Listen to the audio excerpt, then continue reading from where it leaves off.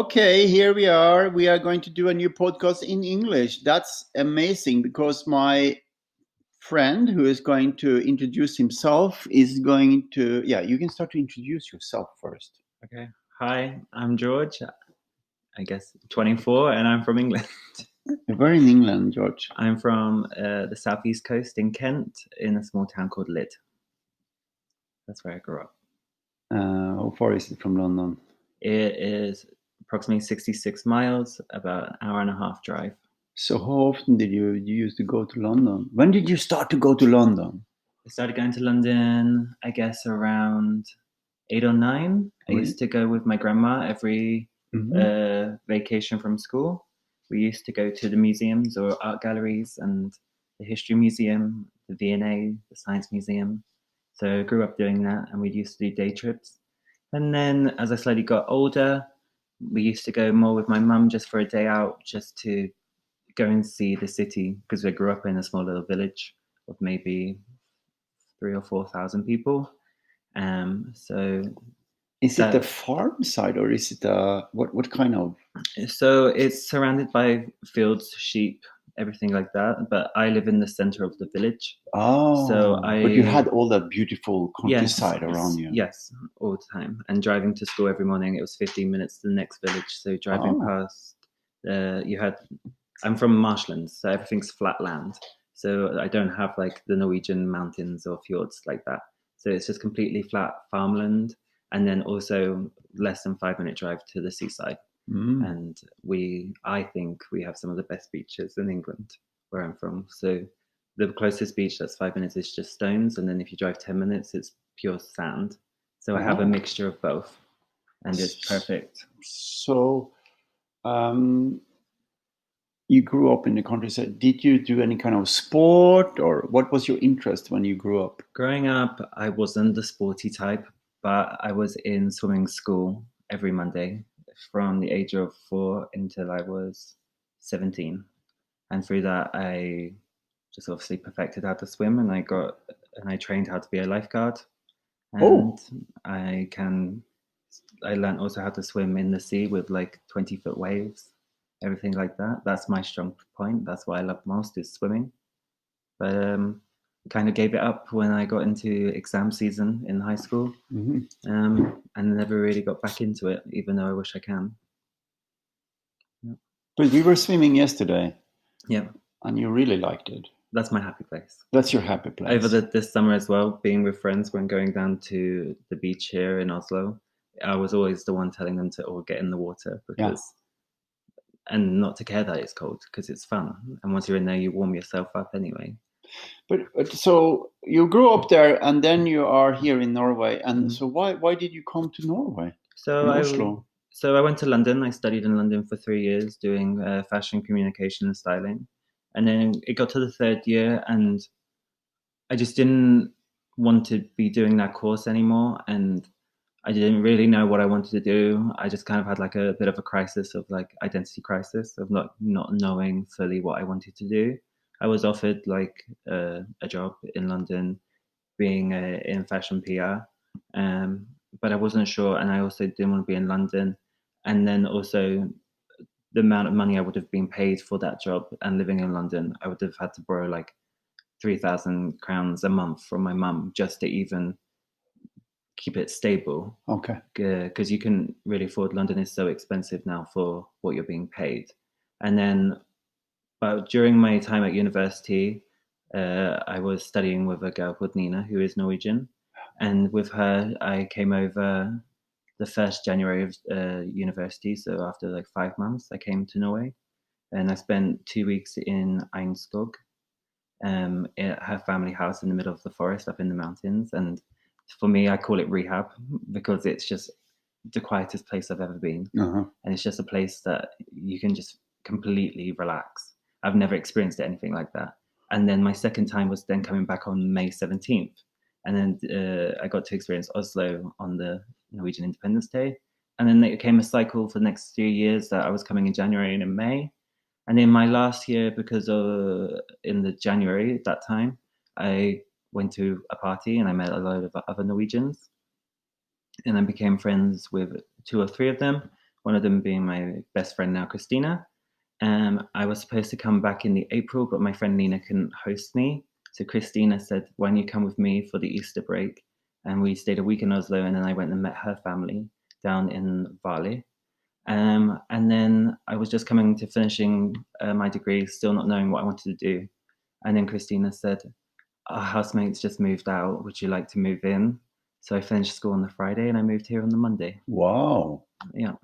So this is great. This is great to hear your story, George. I'm going to say something to the people who's listening to the podcast. So you're here today because I'm going to start to work with you as a life coach. Yep. And we're going to follow you through the process. Yep. So they will hear about you today, and then in a month or two there will be a new podcast where we do a follow-up. Yep. What have changed.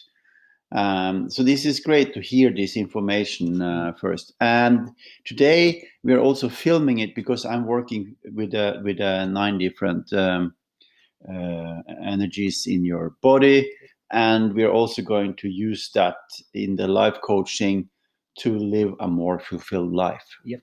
That's what this is about. Yep.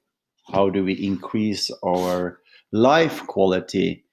That's basically what I'm doing and what this is about. So before we continue with you, I'm going to jump right into this now. Okay. We have had one session before. Yep. Where we looked at the 3 different things. So say a little bit about that experience first. Okay. So you made me write down a load of things that I was personally not happy about myself with. And then we talked about how I was going to get to that goal. Yeah. And then also at the end, what my end result's been. And within the last week, I've already done 2 major changes.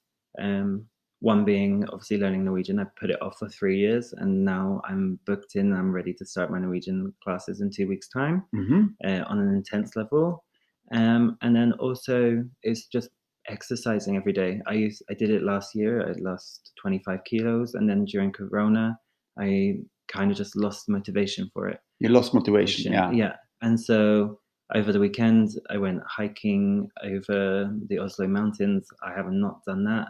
I even climbed up the old ski slopes, which I would never have done, but I just pushed myself to do. And then on yesterday, me and you went for a swim outside the Opera House, which I would have been insecure to do, really, because I would have thought there'd be so many people around at that time.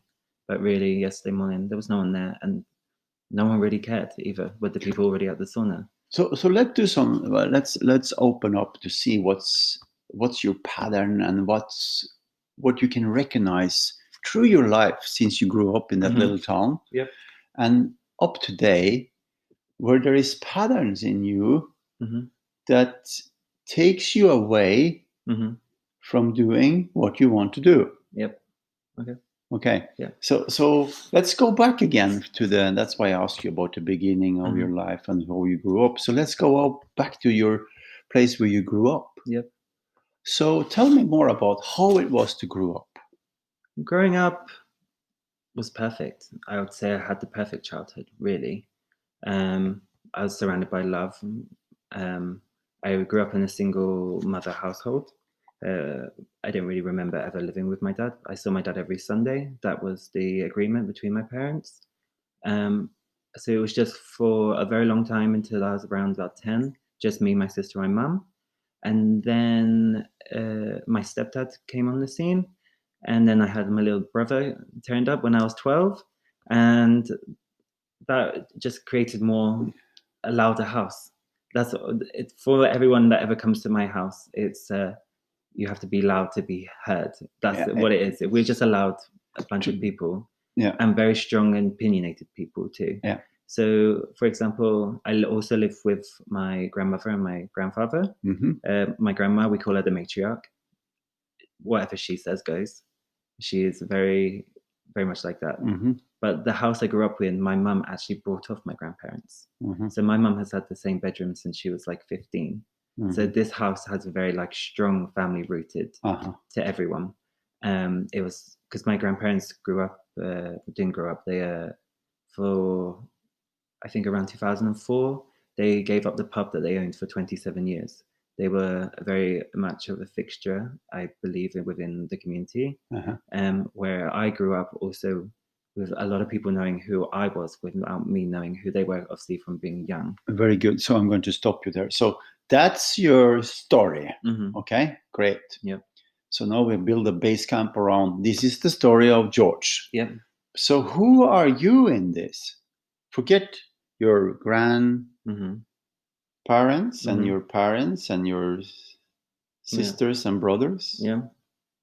And go back to you. So who was growing up without all of this? Try to describe yourself. I was loud. I was loud. I guess you could say the class clown, but I wasn't the class clown. I was more of the class chatterbox who knew everyone, who got on with everyone, who could talk to anyone, even the teachers. And that was me. I just like to be social and have these conversations and learn from others and just find ways of getting from one place to the next. During high school, I was the only one in my year to go and do internships in London. I went and did that by myself at the age of 15. I went up to London for 2 weeks, stayed with my mum's friend's daughter, and I basically lived an adult life when I was 15, 16, commuting and doing internships at fashion brands. And for me, I always knew that although I'm not the smartest, I know that I can work hard to get where I needed and do the experience. Because in the end, when I went to university at 18, I was the only one who didn't get in on grades. I got in on portfolio and also experience. And I was the youngest one in the year. So everyone, when I turned up to university, they were all mostly 19 to 22 years old. And they had all done like foundation art courses and they already kind of done a year of university already. And I had literally just turned 18, come out of high school, and I went straight into university. So for me, I've always had like a worth ethic mounted on myself that I've put on myself, because I knew that from a young age, I loved where I grew up and it was perfect, but I always knew I wanted out. I wanted to not be there. That was not for me. So that's the first layer of the. Let's think about this as an onion. So that's the first layer of the onion. Yeah. It's like, I hear you. Yeah. But I still don't understand who you are. Yeah. I still think I'm figuring that out. You're trying to figure that out. I'm trying to figure it out because. So let's try to figure it out more, the essence of who you are. Yeah. So if you go deeper into that, so how did you feel? If you go back to an episode, talk about a good episode in your childhood. In my childhood, good. This sounds bad, but I don't think it is. It's when I first got my first job at 12. When you got your first job? Yeah. Independence. So independence, there you go. So independence is a... Yeah. That's something that I guess I've always struggled with, is that I have been so coddled, I guess, by my family. Yeah. They've always looked after me and stuff like that. And every time I try to do an independent thing, it then kind of comes back to a sense they help me out. That could be with money, that could be with clothing, that could be just even like buying groceries, like I grew up, we went through a phase where money wasn't really coming into the household after the family incident and stuff like that. And so my mum said to me, you grow at such a rate that I can't afford to keep up the thing, so you have to work. Okay, so already 12 years old. So if you want your designer clothes or if you want to look a certain way, you will work for that. And that was instilled by not only by my mum, but my grandparents too, because they did the same thing with my mum as well when she was younger. And I think that really brought in independence, but it was just kind of like, you have this money and you can blow it on yourself.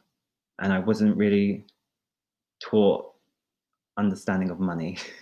And I still struggle with that now at 24. So independent and struggling with money. Yeah. It's two things that takes you away from. So if you're not feeling independent, and if you're using too much money or you don't take care of it, you don't feel good. No. Or do you feel good when you use money? I feel good. I think for the first time in a long time, the good thing I felt about money was buying the Norwegian lessons, knowing that that's going to push me forward. Okay, so that goes back to the independence. Yeah. I've used independent. What does it mean to be independent? Let's look at that now. Let's go deeper into that. There's another layer on the onion. I don't know if it's in a sense of when I moved to Norway, I think I was far away enough from my family to feel a certain amount of independence, but I'm close enough for the fact that if anything goes wrong, that there's the safety blanket. Yeah. And that was the smart idea. But like now, I don't want that safety blanket. I want to make my own safety blanket for myself. So when you are independent, what is that feeling in you? Liberation. What is liberation? I don't understand liberation. Liberation to me, it's like it's not heavy. It's not dark. Like I walk freely. I don't have the anxiousness, and I don't feel like just like down. I feel I could do anything. Like I don't know. But I don't know if that's because I just associate things and then it all of a sudden becomes dark. I'd like to separate that. It's like I love to go home and see my family. Yeah. But I won't go I don't like being in the house. And that's just because I've just associated so much stuff being dark there that I don't want to go in there and think about it. So here is a pattern that I'm a runaway person. Yeah. I know that. So the pattern in you, which I have discovered now, is that I'm sitting in front of you. I'm trying to, in a way, get more into you to understand you. Yeah. And every time I ask you about something, there is a slip away story. Yeah. Yeah, that's the defense mechanism coming in. So that's the defense mechanism for not being independent. Yeah, because I'm not. Because you're not. I'm not independent. So when people are listening to you, there is a story. Yeah. I'm very good at that. With a lot of words that takes us away from who are we talking to? Yeah. True. So let's take another layer of the onion and go back to this. So how do you feel when you are independent? I don't think I've ever been independent. Like I was independent when I went to university. Okay, tell me about university. You came to university and you felt independent. Yeah. And then within 2 weeks I was crying on the phone to my mum saying I wanted to go home. You want to go home? Yeah. Because I'd never been away from my mum for more than... Because nobody was cuddling with you. Yeah. I hadn't been away from family for 4 days. I'd never had stepped away or been by myself. So see, that's the connection here. Still every day, like I live here, but I still am on the phone to my mum once or twice a day. Yeah. Like, and people say to me, my relationship with my mum is weird. Is it weird? For me, I don't think so. Because I don't think so. My mum is like my best friend also. So it's the same as if you're texting your best friend. Yeah. I lived you know this, like I went through some stuff and me and my mum became each other's rocks through a sad family time. And so I stayed at home with her. And so we formed a bond. But I think as well is I don't want anyone ever to take that away from us because we speak so freely. There's no secrets, you know, like I can go to her for anything. So bond and relationship is qualities that builds upon you being independent, as weird as it sounds. Yeah. Independent doesn't mean to be alone. Yeah. Independent needs to feel secure and fulfilled by who you are. Yeah. By what you're doing. Yeah. So it doesn't matter what you do, you feel independent, secure in yourself. Yeah. I can stand on my own 2 feet. You can stand on your own 2 feet. Yeah. Okay. So let's go back again. I'm back and forth a little bit. So let's go back to the childhood. Did you Yeah. have a lot of friends? I knew everyone. You knew everyone? But never really like a best friend. Oh. I was friends with everyone, made time for everyone, and I went through different stages of going through different friendship groups. But even to this day, I have 2 best friends from back home, and I didn't form them bonds with them until I was like Caitlin. I grew up with my whole life. We knew each other in and out, but we were never really close until I probably got to 16 or 17 years old. Until we were actually old enough to sit there and be like, we've known each other our whole lives. We've seen each other grow in that, and we understand each other. We grew up in the same place.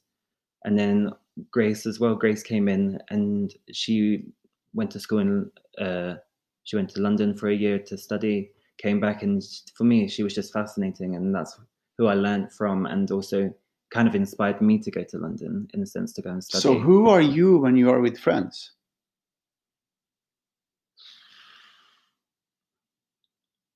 I don't know. I just So here is what we need to figure out. Here is our place to focus the energy on George development. Mm-hmm. So who are you? I just don't know. You don't know. I don't know. I have no idea. So you don't have no idea what the essential being inside of yourself. Yeah. And again, when I ask you questions, it's a long story. Yeah. About others. Yeah. So I'm asking the question again. So who are you as a friend? I'm always called the mother figure. The mother figure. Yeah. I'm kind of the one, if I swoop in and look, if someone needs care, I've taken friends off the streets and given them a home to live in. If I have the money, I'll give someone the money to because help you them. want to have friends around you. No, it's just because you want to have people around you. No, it's because just of what? It's the right thing to do. So the right thing to do is to help people. Yeah. So you like to help people. Yeah, and it's also kind of been installed through family. This is, I know I keep like, this is not it, but for me, helping someone, it's not even I don't even want it back on me. I don't want the praise on me. I know I'm doing the right thing for the right reasons. So you are, in a way, you're a helper. Yeah, and I'm that friend that you can sit there and talk to, I believe. Yeah. And I've gone through stuff since I was 12. Mm-hmm. If that goes through, not personally me, but through like addiction, and then you have like... tell me about the addiction. It's not technically me, but like a family member has suffered from addiction. Okay. It's not technically you. Not technically me. And then it sounds like you, but it wasn't you. No. So the story sounds like it was you, but it's not you. It's not me. No. So but you have been running like... through addiction because others have had addiction. Yeah. Okay, let's clarify this. That's how I've learned. Like, because... Of course, that's how you learn. So you have learned through others' experience. Yeah. And because of it's being such a close family member, I've kind of lived with it. Okay, just hold that for a second. Yeah. Here is something you need to understand of how I'm working. Mm-hmm. Nothing of this is you. Mm-hmm. And nothing of what you're talking about is actually you and your life. Mm-hmm. So you're constantly, feels for me, living through others' experience. Yeah. So what is your experience? Have you been addicted? I guess the sense of during university, addictions. Drinking. Okay, drinking. So that's great. I think many of those who are listening, including myself, have had addictions. Yeah. My current addiction is cigarettes. So cigarettes is an addiction. Yeah. Okay. But and I use this excuse for like when I try to explain it, but really I just love smoking. Okay. So continue to smoke. Yeah. But is it healthy to smoke? No, but I think my diet has changed a lot. I think I try to do good other things to make up for What is your diet? My diet is, for example, I have full fiber bread with avocado. Just on a hold that poached for a egg. second. So everybody who's listening to this now, Mhm. and everybody who's looking at this, this is a super interesting, I have to say, case to work with. Yeah. Because he's flipping out and away all the time. So I never get a chance to actually grasp what's going on inside of you. Yeah. Because he doesn't share feelings. He doesn't share his true story about him. He shares. But I don't think I know. So that's what we are going to work with. Yeah. Through this podcast and through this Mhm. episode, because you have said yes to do this. Yeah. So part of this this journey is that here we have George, Mhm. who is talking about life experience, Mhm. but it doesn't connect to you, even if it does. I understand. I Mhm. understand why it's happening, Mhm. and it's a new perspective from for me to hear you sharing stories. Yeah. But it's not a reflection of me. It's not a reflection of you. So Mhm. give me a reflection of you. I never put myself first. You never put yourself first. No. Never. Never. No. I just don't. And you always agree with if somebody says something. You say yes. I don't always agree, but I think yes in the sense of I'm still thinking. Oh, I'm always thinking. you're always thinking. Yeah. So I do have a problem going to bed at night because my brain is thinking 100 things.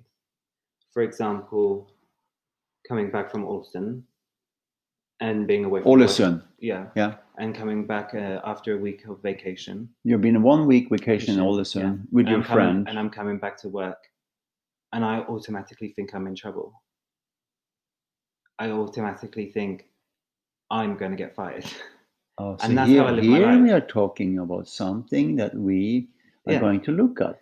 So there is a lot of anxiety. Yeah, massively. Like Okay, even so now, sweaty hands. Yeah, so sweating. So now it's getting very much more interesting. Yeah. So you get uncomfortable when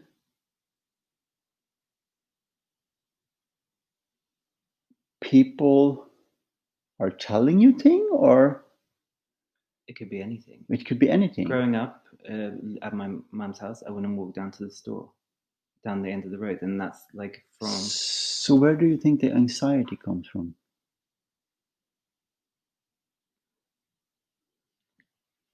I don't know. I guess sometimes I just don't want to be seen, and I've been pushed in. Growing up, everyone knew who I was, and sometimes I don't want to be seen, and So you don't want to be seen, and I come across loud, and I come across social, but sometimes I don't want to. I want to be locked away in my apartment for a couple of days.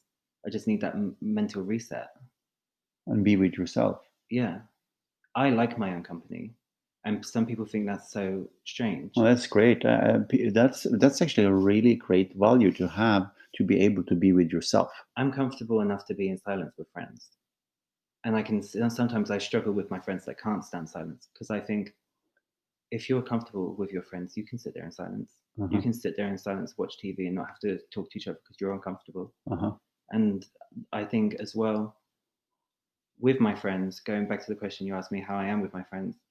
You have to hold that, because we have already been on for half an hour, and there is going to be because the podcast system is half an hour at a time. Yeah. So you're going to hold that, and there is a break, and soon we are back, and it's getting more and more interesting.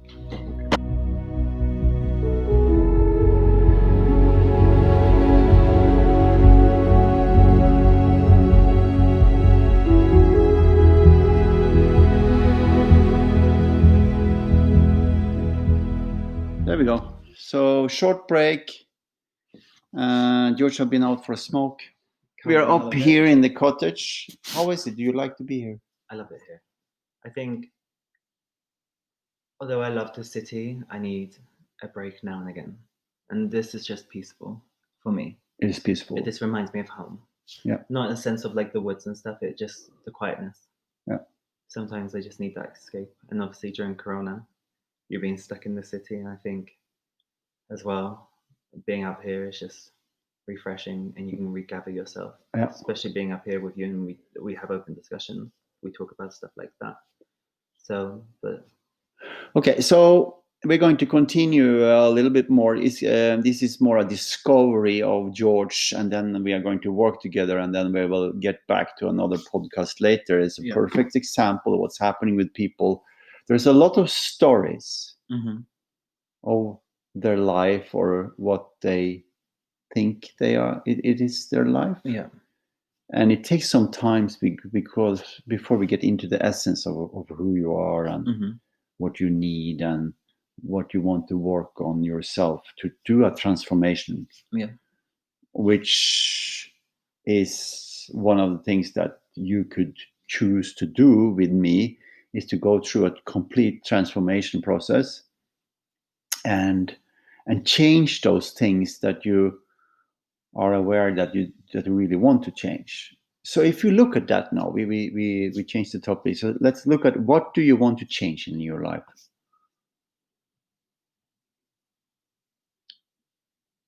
I guess a sense of self-pride. Self-pride. Yeah. Wow. Not looking for acceptance or what's the word?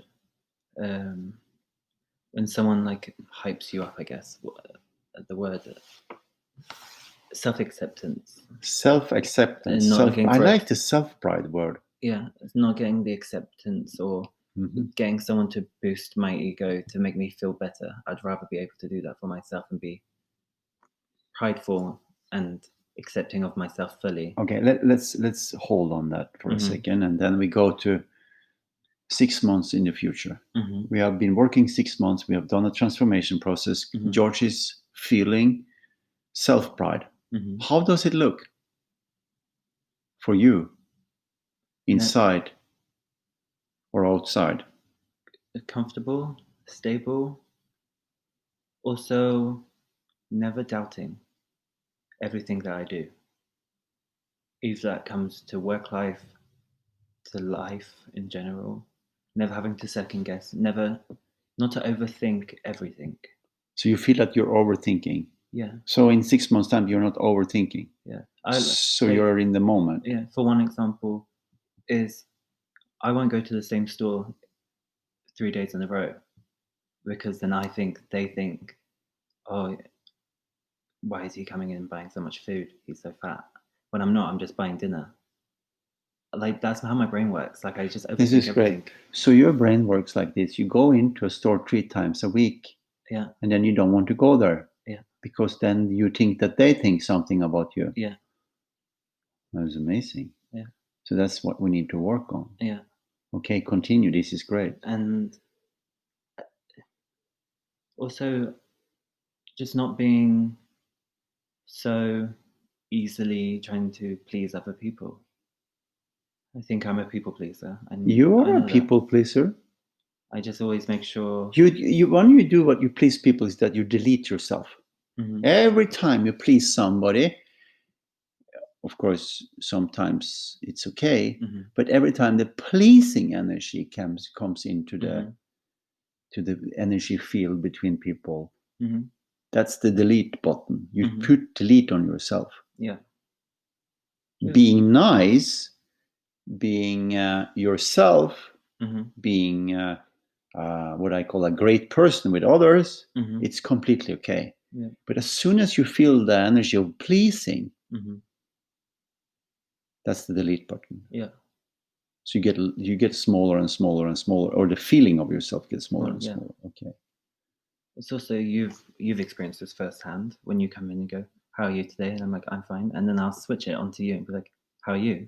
Just to get the topic off me, and that's just Yeah, to get the topic off you. Yeah, I don't want to be the center of attention. I don't want but to. now you are the center Yeah, of attention. and- So let's go back again to the Yeah. center of attention here. So that's Mhm. one thing. And what's another thing 6 months in the future? I want to be able to speak Norwegian. I know that, like, That's a great goal. I think for me, So are we going to do a podcast in Norwegian in 6 months? we can attempt for sure. I would love to do that. What does attempt mean? I mean, I'll give it my best shot. Oh, that doesn't work for me. I know, but I could. So when I walk on my pilgrim's walk, Yeah, from in the winter or summer or whatever I do, if I sit on a cave for 1 week, there is no thoughts or doubt about if I'm going to make it or not. Yeah, it doesn't exist in my brain. Where it does in mine currently. So currently it exists in your brain. Will I make it? Will I not? Yeah. Okay. Sometimes I'm my biggest downfall. Yeah. I like to see myself fail. That's called Debbie Downer. Yeah. Do you have that in England, Debbie Downer? Yeah, Debbie Downer. We have that. We do. Explain for me what Debbie Downer is in England. Like Debbie Downer is just like someone that's always just thinks about the most negative. Who, for example, it's just like someone. For example, if everyone's so excited in the group, and then I'm that person that comes in that's like, well, do we have enough money? Do we have enough this? Do we have enough that? That's the Debbie Downer. But that's me also thinking in my head that I'm realistic. You think in your head that you're realistic. And that we need to think about these things because if anything goes wrong... Is it realistic to be able to speak Norwegian on a podcast in 6 months? Yes. Yes. I don't hear you. Yes. I don't hear you. Yes. Yes. Okay. So is that a goal for us? Yes. Okay. We're not going to push it, but press it. But I think that'll work for me as a sense of a goal. That's a sense of a goal. I don't really have any goals that to motivate me at the moment. So is that motivating for you? Yes. So we're going to do a podcast. Okay, let's clarify this. Which month is it now? We are in September. So when is 6 months? 6 months is in September, March. October, November, December, January, February. Oh, February. That's how I'm counting 6. September, October, November, December, January, February. Okay. So end of February. Okay. Okay. Yeah. So we do a one in between in English. Yeah. And then we do, or do we do half and half? I think we should strive for it to be fully in Norwegian. Fully Norwegian in the end of February. Yes. Okay. How do I follow you up? I guess when we have a midpoint podcast, we see where I am at. So I'm going to wait until December before I know anything about how is it going with your Norwegian language. That doesn't work for me. No. So I start classes on the 5th of October. Let's break this down. Yeah. When are you starting the class? 5th of October. Okay. And that is for level A1 and A2. So that's elementary and first. Super great. Good. How do I know that you're starting to develop in Norwegian? Maybe we just do check-in videos. We do check-in videos? Yeah. Oh, that's great. So if we do check-in videos, can we post them? Yes. Okay. So when is the first check-in video? Would be end of October. I should have finished A1. Let's do a check-in right now. What do you know in Norwegian? I know some bad words. Okay. But I'm not going to say on the podcast. So whatever else? But like a hi son, and then you have ha det bra, tusen tack. I don't like to. I just want to make this clear with you. Good. So people say tack, right, and that just means thanks. Yeah. And tusen tack is thank you. Okay. Because I've had it here in Norwegian where people say that tusen tack is not always the right thing to say. But I think that's me being polite by saying the full word. So this is my self-doubt kicking in again. So you have... How can you self-doubt something you don't know anything about? Because I'm already so anxious about learning. So let's go back to. So let's drop this idea about the language. No, because I need Let's to drop break it for a through while. Okay. Yeah. Just drop it. Mm-hmm. Okay. We know that you're going to do a podcast in 6 Yeah. months, and you will make it. I'm Mhm. sure. I'm pretty Mhm. sure it will happen. This anxiety. Yeah. What is the feeling of anxiety? My heart is in my mouth. I can't. I just like now. I'm like losing my words. I just can't seem to be able to communicate, and it also comes back to the self-doubt, I think, as well. What is the feeling? I don't know. I don't want to know anything else. Okay, the feeling like right now, I just go shaky. So you get shaky. It's like an adrenaline rush, but it's not adrenaline there. It's just a body rush, and it's. Is that familiar? Is it often it happens? I've had it since probably 14. Since you were a kid. Yes. Yeah. And I'd say it's getting worse as I get older. Yeah. Yeah. So that's the main thing we are going to work with. Mm-hmm. Yeah. Is your anxiety. Mm-hmm. So let's just look at it right now. Mm-hmm. Is the anxiety with people? Can you be excited? No, what do you call it? Do you feel anxiety when you're anxious? When you're alone? Yeah. So what is the trigger?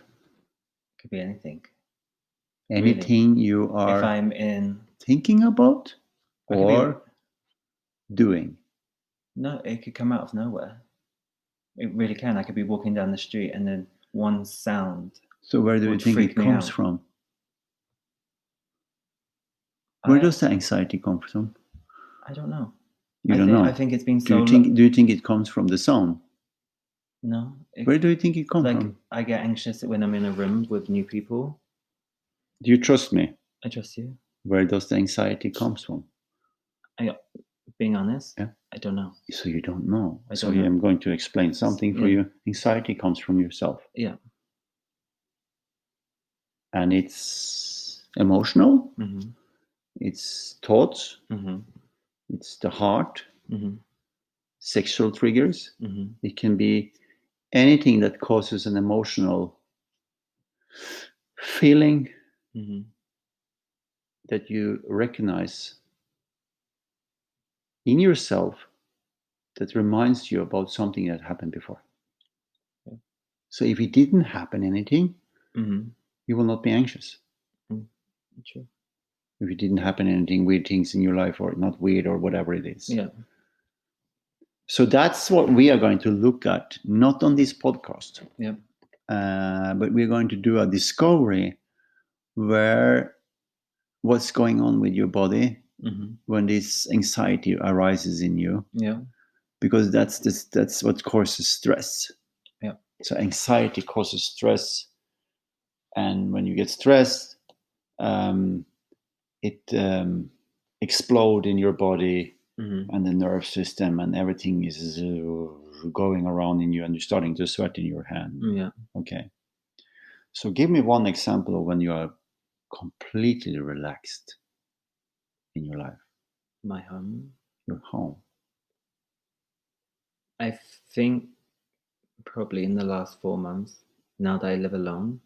How do you feel right now? Like in this second? Yeah. I am so uncomfortable. You're uncomfortable? Yeah. Tell me more about your home. My home is, I live by myself now. So I don't feel I have any judgment of any other person on me. I can be disgusting. Like my house can be a mess and no one judge me for that if I've had a stressful week and I haven't had time to clean. Mm-hmm.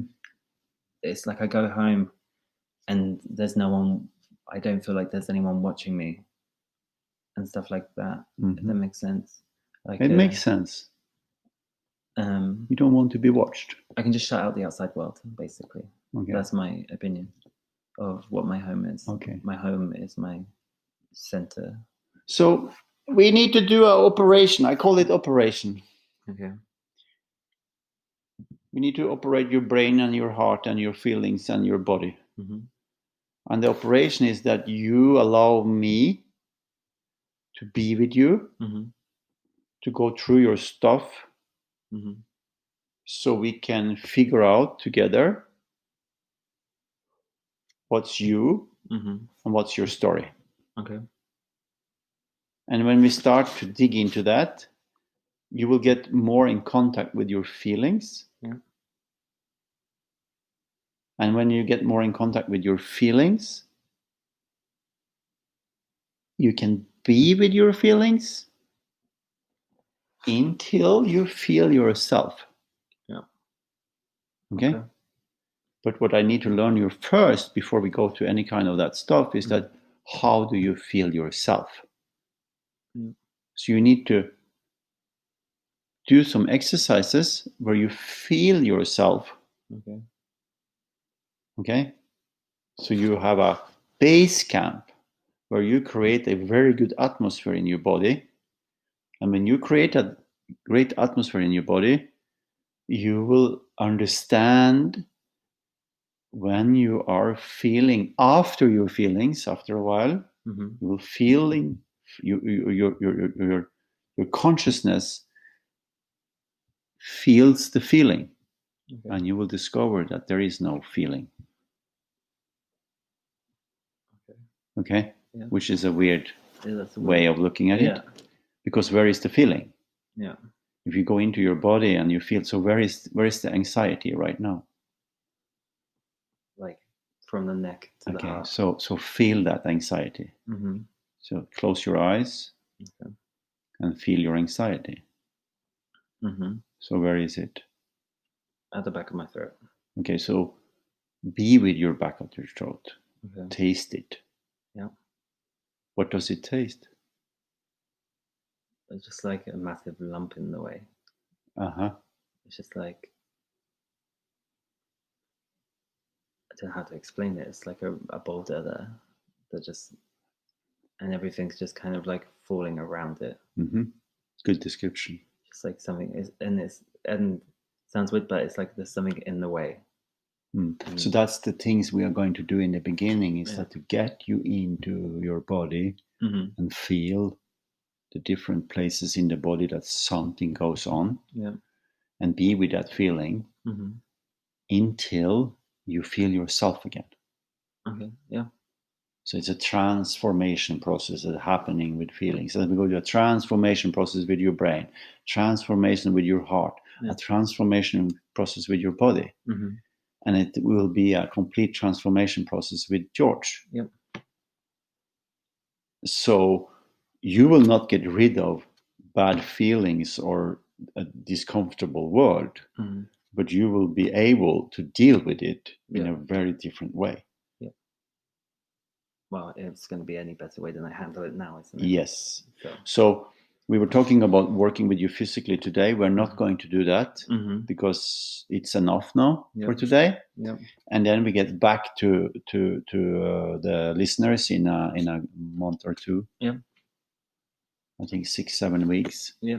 We are going to work with different kind of tools, and then we're going to follow you up until we do a Norwegian podcast in the end of February.